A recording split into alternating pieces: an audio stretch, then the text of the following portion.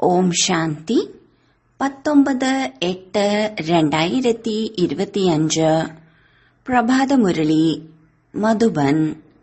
മധുരമായ കുട്ടികളെ, തന്റെ സ്വധർമ്മം മറക്കുക തന്നെയാണ് ഏറ്റവും വലിയ മറവി. ഇപ്പോൾ നിങ്ങൾ മറവിയില്ലാത്തവരായി മാറണം. തന്റെ വീടിനെയും രാജ്യത്തെയും ഓർമ്മിക്കണം. ചോദ്യം: താങ്കൾ കുട്ടികളുടെ ഏതൊരു അവസ്ഥയാണ് സമയത്തിന്റെ സമീപതയുടെ അടയാളം? ഉത്തരം: താങ്കൾ കുട്ടികൾ എപ്പോഴാണോ ഓർമ്മയുടെ യാത്രയിൽ സദാ മുഴുകിയിരിക്കുന്നത്, ബുദ്ധിയുടെ അലച്ചിൽ അവസാനിക്കുന്നത്, വാക്കുകളിൽ ഓർമ്മയുടെ ബലം വരുന്നത്, അളവറ്റ സന്തോഷത്തിലിരിക്കുന്നത്, ഇടയ്ക്കിടയ്ക്ക് തന്റെ സത്യുഗി ലോകത്തിന്റെ കാഴ്ചകൾ മുന്നിൽ വന്നുകൊണ്ടേയിരിക്കുന്നത്, അപ്പോൾ മനസ്സിലാക്കൂ, സമയം സമീപത്താണ്. വിനാശത്തിന് സമയമെടുക്കുന്നില്ല. ഇതിനുവേണ്ടി ഓർമ്മയുടെ ചാർട്ട് വർദ്ധിപ്പിക്കണം. ഗീതം അങ്ങേ ലഭിച്ചപ്പോൾ ഞങ്ങൾക്ക് മുഴുവൻ ലോകവും ലഭിച്ചു. ഓം ശാന്തി. ആത്മീയ കുട്ടികൾ ഈ ഗീതത്തിന്റെ അർത്ഥം മനസ്സിലാക്കുന്നുണ്ടായിരിക്കും. ഇപ്പോൾ പരിധിയില്ലാത്ത അച്ഛനെ പ്രാപ്തമാക്കി കഴിഞ്ഞു. പരിധിയില്ലാത്ത ബാബയിൽ നിന്ന് സ്വർഗത്തിന്റെ സമ്പത്ത് ലഭിക്കുന്നു. ആ സമ്പത്ത് ആർക്കും തട്ടിയെടുക്കാൻ സാധിക്കില്ല. എപ്പോഴാണോ രാവണരാജ്യം തുടങ്ങുന്നത്, അപ്പോൾ സമ്പത്തിന്റെ ലഹരി പോകുന്നു. ഇതും ഡ്രാമയാണ്. കുട്ടികൾക്ക് സൃഷ്ടിയാകുന്ന നാടകത്തിന്റെയും ജ്ഞാനമുണ്ട്. ഈ ചക്രം എങ്ങനെയാണ് കറങ്ങുന്നത്? ഇതിനെ നാടകമെന്നും പറയാം, ഡ്രാമയെന്നും പറയാം. കുട്ടികൾ മനസ്സിലാക്കുന്നു, വാസ്തവത്തിൽ ബാബ വന്ന് സൃഷ്ടിയുടെ ചക്രത്തെക്കുറിച്ച് മനസ്സിലാക്കി തരുന്നു. ആരാണോ ബ്രാഹ്മണ കുലത്തിലുള്ളത് അവർക്ക് തന്നെയാണ് മനസ്സിലാക്കി കൊടുക്കുന്നത്. കുട്ടികളെ, നിങ്ങൾക്ക് തന്റെ ജന്മങ്ങളെക്കുറിച്ച് അറിയില്ല. ഞാൻ നിങ്ങൾക്ക് മനസ്സിലാക്കി തരികയാണ്. ആദ്യം നിങ്ങൾ കേട്ടിരുന്നു 84 ലക്ഷം ജന്മങ്ങൾ എടുത്തതിനു ശേഷം പിന്നീട് ഒരു മനുഷ്യജന്മം ലഭിക്കും എന്ന്. അങ്ങനെയല്ല. ഇപ്പോൾ നിങ്ങൾ എല്ലാ ആത്മാക്കളും നമ്പർ വൈസായാണ് വരുന്നതും പോകുന്നതും. ബുദ്ധിയിൽ വന്നുകഴിഞ്ഞു, നമ്മൾ ആദ്യം ആദി സനാതന ദേവീദേവതാ ധർമ്മത്തിലെ പൂജ്യരായിരുന്നു. പിന്നീട് നമ്മൾ തന്നെയാണ് പൂജാരിയായി മാറിയത്. നിങ്ങളുടേത് തന്നെയാണ് ഈ എല്ലാ രൂപങ്ങളും. ഒരുപാട് മതങ്ങളും അഭിപ്രായങ്ങളും ഉണ്ടല്ലോ. നിങ്ങളിപ്പോൾ ശ്രീമത്തിലൂടെ നടക്കുന്നു. നിങ്ങൾ മനസ്സിലാക്കുന്നു, നമ്മൾ വിദ്യാർത്ഥികൾ ആദ്യം ഒന്നും അറിയാത്തവരായിരുന്നു. പിന്നീട് പഠിച്ച് ഉയർന്ന പരീക്ഷ പാസ്സായിക്കൊണ്ടേയിരിക്കുന്നു. ആ വിദ്യാർത്ഥികൾക്കും തുടക്കത്തിൽ ഒന്നും അറിയില്ല. പിന്നീട് പരീക്ഷ പാസ്സായി മനസ്സിലാക്കുന്നു, ഇപ്പോൾ നമ്മൾ വക്കീൽ ഭാഗം പാസ്സായിരിക്കുകയാണ്. നിങ്ങൾക്കിപ്പോൾ അറിയാം, നമ്മൾ പഠിച്ച് മനുഷ്യനിൽ നിന്നും ദേവതയായി മാറുകയാണ്. അതും വിശ്വത്തിലെ അധികാരികൾ. അവിടെയാണെങ്കിൽ ഒരു ധർമ്മമാണ്, ഒരു രാജ്യമാണ്. അവിടെ നിങ്ങൾക്ക് പവിത്രത, ശാന്തി, സുഖം, സമ്പത്ത് എല്ലാം ഉണ്ട്. ഗീതത്തിലും കേട്ടില്ലേ, ഈ ഗീതം നിങ്ങളല്ല ഉണ്ടാക്കിയത്. അനായാസമായി ഡ്രാമയനുസരിച്ച് ഈ സമയത്തേക്ക് വേണ്ടി ഇതുണ്ടാക്കിയിരിക്കുകയാണ്. മനുഷ്യരാൽ ഉണ്ടാക്കിയ ഗീതങ്ങളുടെ അർത്ഥം ബാബ ഇരുന്ന് മനസ്സിലാക്കി തരുന്നു. ഇപ്പോൾ ഇവിടെ ശാന്തിയിലിരുന്ന് ബാബയിൽ നിന്നും ഏതാണോ ആർക്കും തട്ടിയെടുക്കാൻ സാധിക്കാത്തത്, ആ സമ്പത്ത് എടുത്തുകൊണ്ടിരിക്കുകയാണ്. പകുതി കൽപ്പം സുഖത്തിന്റെ സമ്പത്ത് ഉണ്ടായിരിക്കും. ബാബ മനസ്സിലാക്കി തരുന്നു, മധുരമധുരമായ കുട്ടികളെ, പകുതി കൽപ്പത്തെക്കാളും കൂടുതൽ സുഖം നിങ്ങൾ അനുഭവിക്കുന്നു. പിന്നീട് രാവണ രാജ്യം ആരംഭിക്കുന്നു. ക്ഷേത്രങ്ങളും അങ്ങനെയാണ്. ചിത്രങ്ങൾ കാണിക്കുന്നുണ്ട്. ദേവതകൾ വാമമാർഗത്തിലേക്ക് എങ്ങനെയാണ് പോകുന്നത്? വസ്ത്രം അതുതന്നെയാണ്. വസ്ത്രം പിന്നീട് മാറുന്നു. ഓരോ രാജാവിനും അവനവന്റെ വസ്ത്രം, കിരീടം മുതലായ എല്ലാം വേറെ വേറെ ആയിരിക്കും. ഇപ്പോൾ കുട്ടികൾക്കറിയാം, നമ്മൾ ബ്രഹ്മാവിലൂടെ ശിവബാബയിൽ നിന്ന് സമ്പത്തെടുക്കുകയാണ്. ബാബയാണെങ്കിൽ കുട്ടികളെ കുട്ടികളെ എന്ന് തന്നെയാണ് പറയുന്നത്. കുട്ടികളെ, നിങ്ങൾ തന്റെ ജന്മങ്ങളെക്കുറിച്ച് അറിയുന്നില്ല. കേൾക്കുന്നത് ആത്മാവല്ലേ? നമ്മൾ ആത്മാവാണ്, ശരീരമല്ല. വേറെ ഏതെല്ലാം മനുഷ്യരുണ്ടോ അവർക്ക് തന്റെ ശരീരത്തിന്റെ പേരിന്റെ ലഹരിയാണ്. എന്തുകൊണ്ടെന്നാൽ ദേഹാഭിമാനികളാണ്. നമ്മൾ ആത്മാവാണ് എന്നത് അറിയുന്നതേയില്ല. അവരാണെങ്കിൽ ആത്മാവ് തന്നെയാണ് പരമാത്മാവ്, പരമാത്മാവ് തന്നെയാണ് ആത്മാവെന്ന് പറയുന്നു. ഇപ്പോൾ നിങ്ങൾക്ക് ബാബ മനസ്സിലാക്കി തന്നു, നിങ്ങൾ ആത്മാവാണ്. വിശ്വത്തിന്റെ അധികാരിയും ദേവീ ദേവതകളുമായി മാറുകയാണ്. ഈ ജ്ഞാനം ഇപ്പോഴുണ്ട്. നിങ്ങൾ തന്നെയാണ് ദേവതകളായി പിന്നീട് ക്ഷത്രിയ കുലത്തിലേക്ക് വരുന്നത്. 84 ജന്മങ്ങളുടെ കണക്കും വേണമല്ലോ. എല്ലാവരും ഒന്നും 84 ജന്മങ്ങൾ എടുക്കുന്നില്ല. എല്ലാവരും ഒരുമിച്ച് വരുന്നില്ല. നിങ്ങൾക്കറിയാം ഏത് ധർമ്മം എങ്ങനെയാണ് വന്നുകൊണ്ടിരിക്കുന്നത്. ചരിത്രം പഴയതും പിന്നീട് പുതിയതുമായിക്കൊണ്ടിരിക്കുന്നു. ഇപ്പോൾ ഇത് പതീതമായ ലോകം തന്നെയാണ്. പിന്നീട് മറ്റെല്ലാ ധർമ്മങ്ങളും വരുന്നു. ഇവിടെ കർമ്മക്ഷേത്രത്തിൽ ഈ ഒരേ ഒരു നാടകമാണ് നടക്കുന്നത്. ഈ സംഗമത്തിൽ ബാബ വന്ന് ബ്രാഹ്മണ സമ്പ്രദായം സ്ഥാപിക്കുന്നു. വിരാട രൂപത്തിന്റെ ചിത്രം ഉണ്ടാക്കുന്നു. എന്നാൽ അതിൽ ഈ തെറ്റുണ്ട്.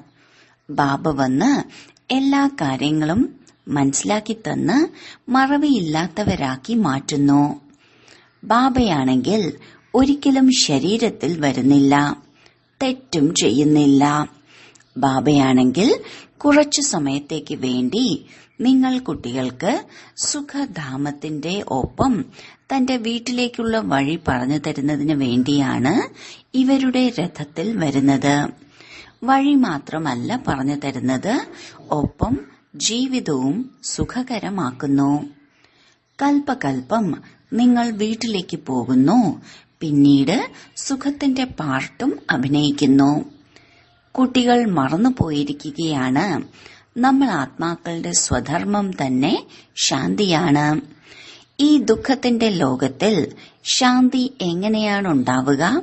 എല്ലാ കാര്യങ്ങളും നിങ്ങൾ മനസ്സിലാക്കി കഴിഞ്ഞു. നിങ്ങൾ എല്ലാവർക്കും മനസ്സിലാക്കി കൊടുക്കുന്നുമുണ്ട്. പതുക്കെ പതുക്കെ എല്ലാവരും വരും. വിദേശത്തുള്ളവർക്കും അറിയാൻ കഴിയും ഈ സൃഷ്ടിചക്രം എങ്ങനെയാണ് കറങ്ങുന്നത്, ഇതിന്റെ ആയുസ് എത്രയാണ് എന്ന്. വിദേശികളും നിങ്ങളുടെ അടുത്തേക്ക് വരും. അല്ലെങ്കിൽ കുട്ടികൾ അവിടെ പോയി സൃഷ്ടിചക്രത്തിന്റെ രഹസ്യം മനസ്സിലാക്കി കൊടുക്കും. നിങ്ങളും യാചകരല്ലേ? യാചകനർത്ഥം തമോപ്രധാനം. നിങ്ങൾക്ക് മനസ്സിലാക്കി കൊടുക്കാൻ സാധിക്കും. നിങ്ങളുടെ ധർമ്മസ്ഥാപകൻ പിന്നീട് തന്റെ സമയത്ത് ധർമ്മം സ്ഥാപിക്കുന്നതിന് വേണ്ടി വരും. സദ്ഗതി ദാതാവ് കേവലം ഒന്നു മാത്രമാണ്. അവരേതെല്ലാം ധർമ്മം സ്ഥാപിക്കാനാണോ വരുന്നത്, അവരെല്ലാം പുനർജന്മം എടുത്തെടുത്ത് ഇപ്പോൾ തമോ പ്രധാനമായി മാറിയിരിക്കുന്നു. അവസാനം മുഴുവൻ വൃക്ഷവും ജീർണാവസ്ഥയിൽ എത്തിയിരിക്കുകയാണ്. ഇപ്പോൾ നിങ്ങൾക്കറിയാം, മുഴുവൻ വൃക്ഷവും നിൽക്കുകയാണ്. ബാക്കി ദേവീ ദേവതാ ധർമ്മത്തിന്റെ അടിത്തറയാണ് ഇല്ലാത്തത്.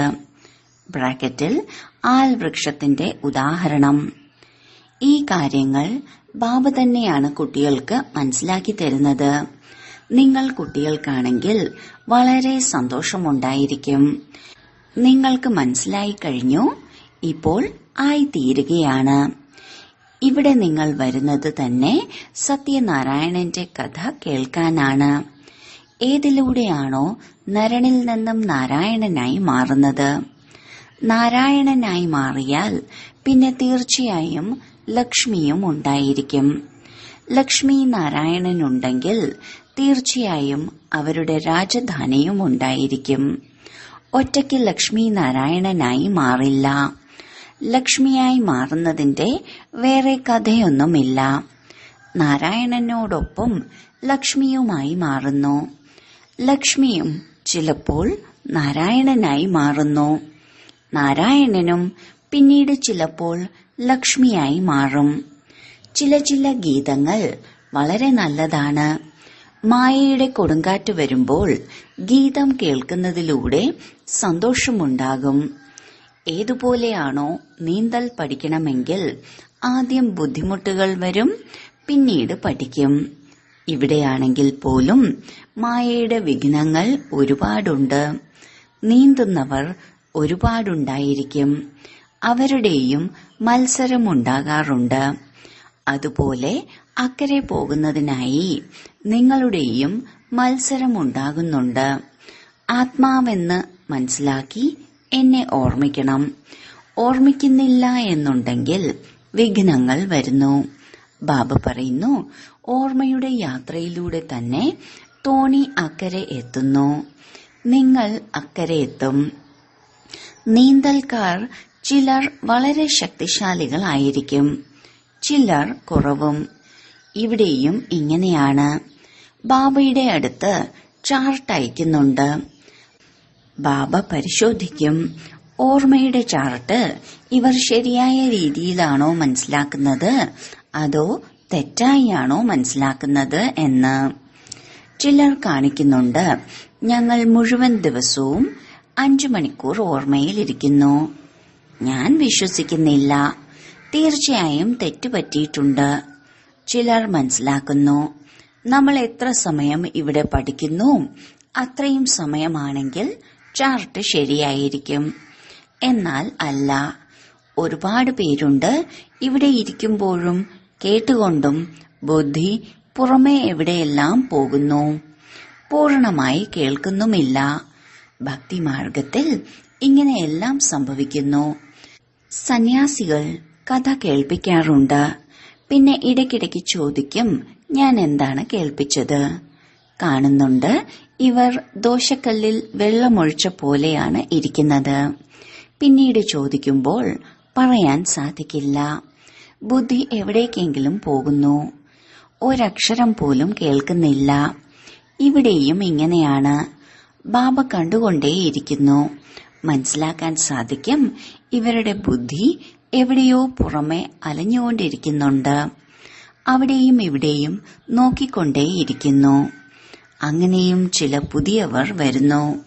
ബാബ മനസ്സിലാക്കുന്നു, പൂർണമായും മനസ്സിലാക്കിയിട്ടില്ല.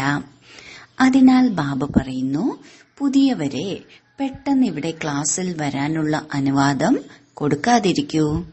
ഇല്ലെങ്കിൽ അന്തരീക്ഷം മോശമാക്കുന്നു. മുന്നോട്ട് പോകുമ്പോൾ നിങ്ങൾ കാണും, ആരാണോ നല്ല നല്ല കുട്ടികൾ അവർ ഇവിടെ ഇരിക്കുമ്പോൾ തന്നെ വൈകുണ്ഠത്തിലേക്ക് പോകും. വളരെ സന്തോഷമുണ്ടായിക്കൊണ്ടിരിക്കും. ഇടയ്ക്കിടെ പോയിക്കൊണ്ടിരിക്കും. ഇപ്പോൾ സമയം തൊട്ടടുത്താണ്. നമ്പർ വൈസ് പുരുഷാർത്ഥമനുസരിച്ച് നിങ്ങളുടെ അവസ്ഥ അങ്ങനെയാകും. ഇടയ്ക്കിടയ്ക്ക് സ്വർഗത്തിൽ തന്റെ കൊട്ടാരം കണ്ടുകൊണ്ടേയിരിക്കും. എന്തെല്ലാം പറയണമോ ചെയ്യണമോ അതിന്റെ സാക്ഷാത്കാരം ഉണ്ടായിക്കൊണ്ടേയിരിക്കും. സമയം കാണുന്നുണ്ടല്ലോ എങ്ങനെയാണ് തയ്യാറെടുപ്പുകൾ നടന്നുകൊണ്ടിരിക്കുന്നത് എന്ന്. ബാബ പറയുകയാണ്, നിങ്ങൾ നോക്കൂ എങ്ങനെയാണ് ഒരു സെക്കൻഡിൽ മുഴുവൻ ലോകത്തിലെ മനുഷ്യരും മണ്ണിനോട് ചേരുന്നത്. ബോംബിട്ടു, എല്ലാം അവസാനിച്ചു. നിങ്ങൾ കുട്ടികൾക്കറിയാം, ഇപ്പോൾ നമ്മുടെ രാജധാനി സ്ഥാപിച്ചുകൊണ്ടിരിക്കുകയാണ്. ഇപ്പോഴാണെങ്കിൽ ഓർമ്മയുടെ യാത്രയിൽ മുഴുകിയിരിക്കണം. ആ ശക്തി നിറയ്ക്കണം. അതിലൂടെ ആർക്കെങ്കിലും ദൃഷ്ടിയിലൂടെ അമ്പ് തറയ്ക്കണം. അവസാനം ഭീഷ്മ പിതാമഹൻ മുതലായവർക്ക് നിങ്ങൾ തന്നെയാണ് ജ്ഞാനത്തിന്റെ അമ്പ് തൊടുത്തുവിട്ടത്. പെട്ടെന്ന് മനസ്സിലാവും. ഇത് സത്യമാണെന്ന് പറയും. ജ്ഞാനത്തിന്റെ സാഗരനും പതിത പാവനനും നിരാകാരനുമായ ഭഗവാന് കൃഷ്ണനാകാൻ സാധിക്കില്ല. കൃഷ്ണന്റെ ജന്മം കാണിക്കുന്നുണ്ട്. കൃഷ്ണന്റെ അതേ രൂപം പിന്നീട് ഒരിക്കലും ലഭിക്കില്ല.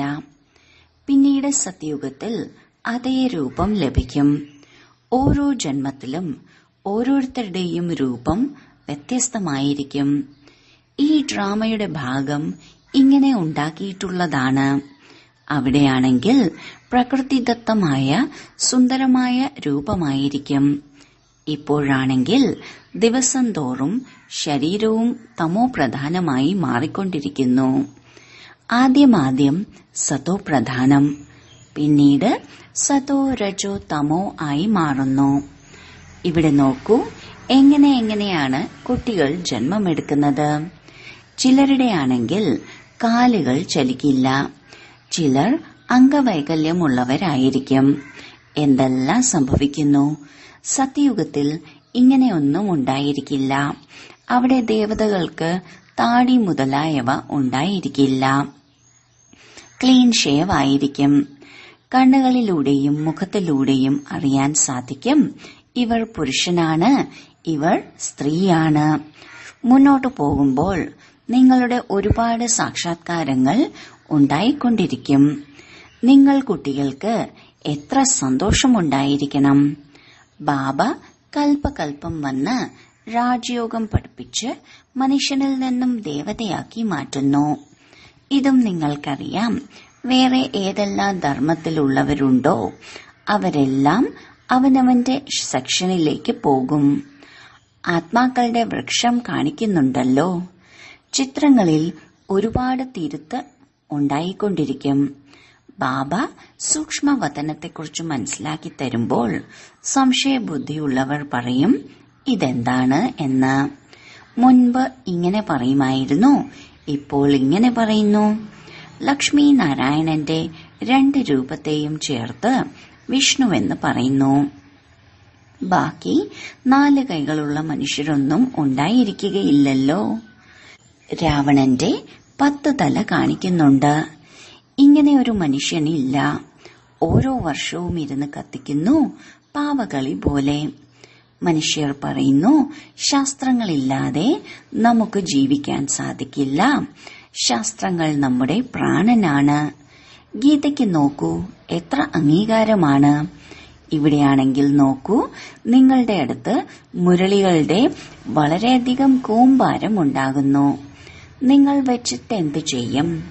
ദിനം തോറും നിങ്ങൾ പുതിയ പുതിയ പോയിന്റുകൾ കേട്ടുകൊണ്ടിരിക്കുന്നു.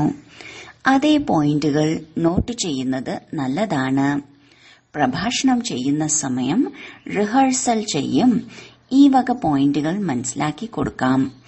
ടോപ്പിക്കുകളുടെ ലിസ്റ്റ് ഉണ്ടായിരിക്കും. ഇന്ന് ഈ ടോപ്പിക്കിൽ മനസ്സിലാക്കി കൊടുക്കാം. രാവണനാരാണ്, രാമനാരാണ്, സത്യമെന്താണ്, അത് ഞങ്ങൾ നിങ്ങൾക്ക് പറഞ്ഞു തരികയാണ്.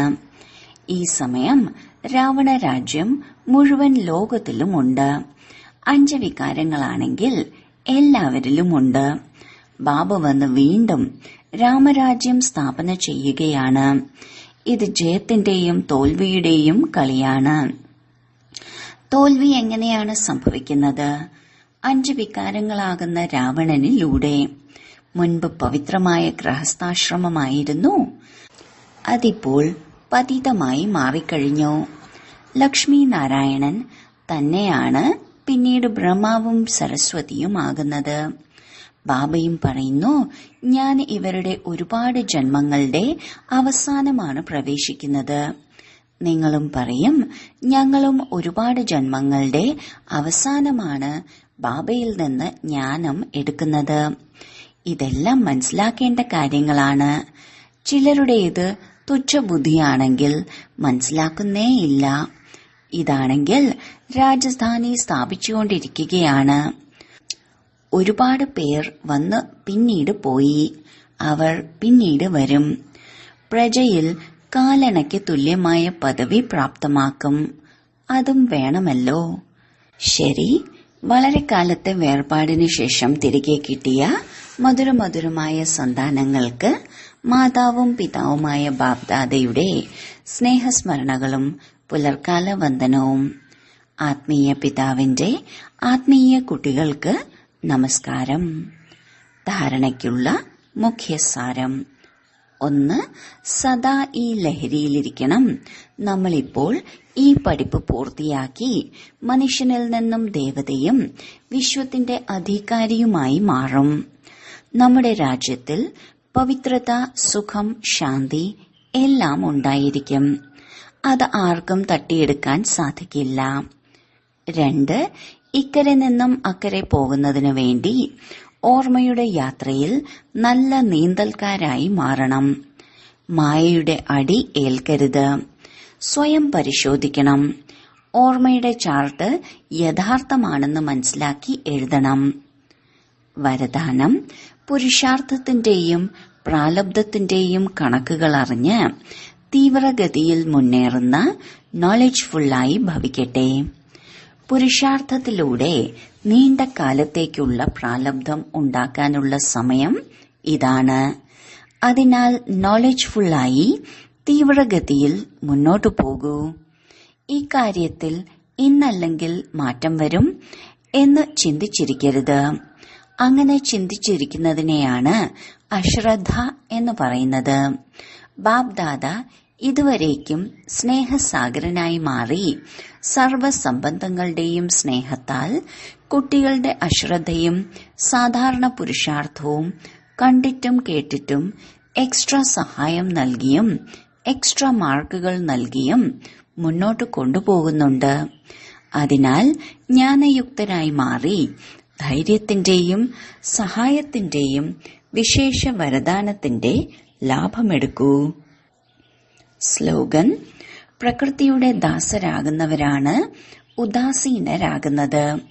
അതിനാൽ പ്രകൃതി ജീത്തായി മാറൂ. അവ്യക്ത സൂചന: സഹജയോഗിയായി മാറണമെങ്കിൽ പരമാത്മ സ്നേഹത്തിന്റെ അനുഭവിയായി മാറൂ. എങ്ങനെയാണോ സാഗരത്തിൽ മുങ്ങുമ്പോൾ സാഗരമല്ലാതെ മറ്റൊന്നും കാണാൻ കഴിയാത്തത്, അതുപോലെ ബാബ അല്ലെങ്കിൽ സർവഗുണങ്ങളുടെയും സാഗരത്തിൽ അലിഞ്ഞു ചേരുക. ഇതിനെയാണ് ലവലീന സ്ഥിതി എന്ന് പറയുന്നത്. ബാബയിലല്ല, ബാബയുടെ ഓർമ്മയിലും ബാബയോടുള്ള സ്നേഹത്തിലുമാണ് അലിഞ്ഞു ചേരേണ്ടത്. ഓം ശാന്തി.